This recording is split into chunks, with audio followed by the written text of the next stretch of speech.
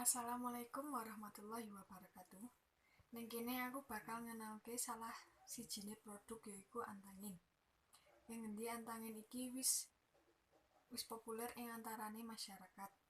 Antangin digawe saka bahan alami yaiku jahe, godhong mint, madu, lan ginseng.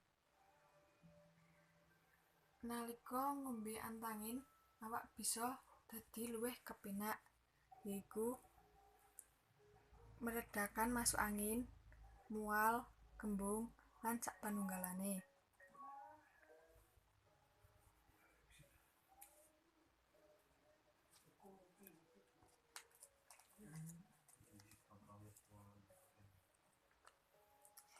Lebar ngombe antangin, awak dadi luwih kepenak.